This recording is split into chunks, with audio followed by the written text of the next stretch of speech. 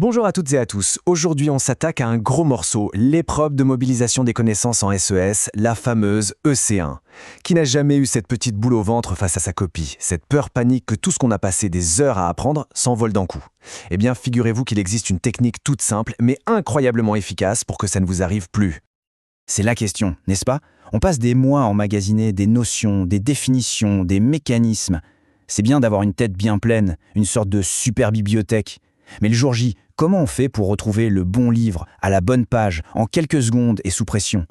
Tout l'enjeu, il est là. Transformer ce savoir en une compétence réelle et mobilisable.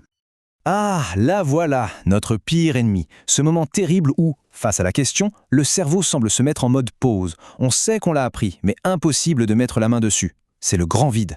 Eh bien, ce bug du cerveau, on va apprendre à le contrer. La technique qu'on va voir ensemble, c'est un peu le meilleur des antidotes. Bon, maintenant qu'on a identifié le problème, regardons les preuves en face. On l'appelle mobilisation des connaissances. Et le mot le plus important, ce n'est pas connaissance, c'est mobilisation.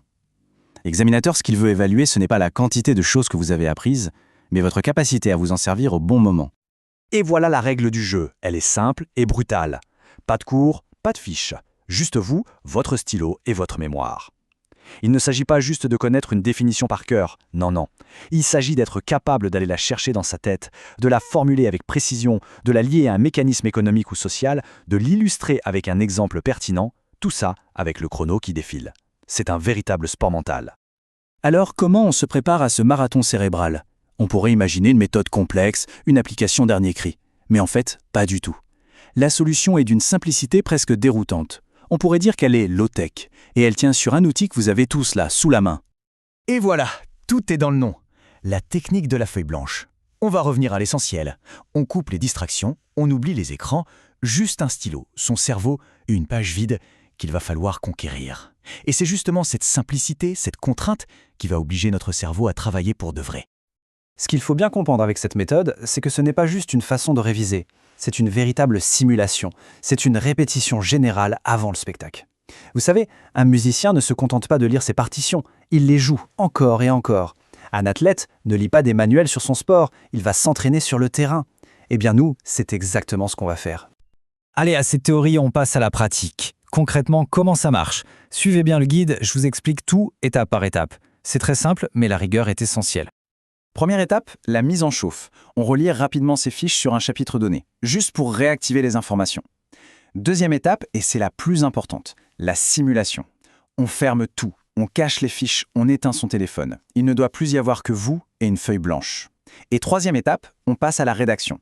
On prend une question type C1 et on se lance. On rédige la réponse la plus complète possible, comme si on était en condition d'examen. Définition, auteur, mécanisme, exemple, tout doit venir de la tête. La rédaction est terminée? Bravo! Le plus dur est fait. Mais le plus important commence seulement maintenant. C'est l'autocorrection. C'est à ce moment-là que vous devenez votre propre professeur. C'est cette étape qui transforme un simple exercice en un apprentissage vraiment solide. Le principe est simple. On va organiser un face-à-face. D'un côté, votre production, ce que vous avez réussi à écrire de mémoire, et de l'autre, vous allez reconstituer la réponse parfaite, cette fois en vous aidant de vos cours. L'objectif, c'est d'identifier très précisément l'écart entre les deux. Qu'est-ce qui manque? Qu'est-ce qui est imprécis? Où sont les oublis? Et maintenant, le geste qui change tout. On prend un stylo d'une autre couleur, du rouge par exemple, c'est parfait, et sur sa propre copie, on complète, on précise, on corrige. Et surtout, il faut changer de regard sur ce rouge. Ce n'est pas la couleur de l'erreur, c'est la couleur de l'apprentissage. Chaque ajout, chaque correction, c'est un point faible que vous êtes en train de transformer en force. Et pour aller encore plus loin, quelques petites astuces. Vous pouvez faire cet exercice en binôme. C'est hyper efficace de se corriger mutuellement. On peut aussi le faire à l'oral pour s'entraîner à être plus fluide et plus rapide. Et un conseil en or, tenez un petit carnet de vos erreurs récurrentes. Ça vous donnera une feuille de route très claire pour vos prochaines révisions. Mais au fond, pourquoi est-ce que cette technique si basique est tellement plus puissante que de relire son cours 10 fois? La réponse n'est pas magique, elle est en fait neuroscientifique. Tout est lié à la façon dont notre cerveau construit et ancre la mémoire. Quand on relit son cours, notre cerveau est en mode spectateur. Il reconnaît l'information mais il ne travaille pas vraiment. Avec la feuille blanche, on le force à devenir acteur. On l'oblige à aller chercher l'information, à reconstruire les connexions. C'est cet effort qu'on appelle le rappel actif qui grave les connaissances dans la mémoire à long terme. Et bien sûr, une fois ne suffit pas. Le vrai secret, comme en sport, c'est la régularité. C'est la répétition qui crée l'automatisme. Cette phrase, elle résume absolument tout. J'aime bien l'image du chemin dans le cerveau. La première fois que vous faites l'exercice, c'est comme si vous deviez tailler un sentier dans la jungle à la machette. C'est difficile. Mais plus vous empruntez ce chemin, plus il s'élargit. Il devient une route, puis une autoroute. Et le jour du bac, accéder à l'information sera devenu tellement facile que ça sera quasi instantané. Au final, la clé de la réussite tient-elle vraiment sur une simple feuille blanche? Oui, à une condition. Cette feuille n'a rien de magique. La magie, c'est vous qui la portez. C'est votre travail, votre régularité, votre rigueur qui rendent cet outil puissant.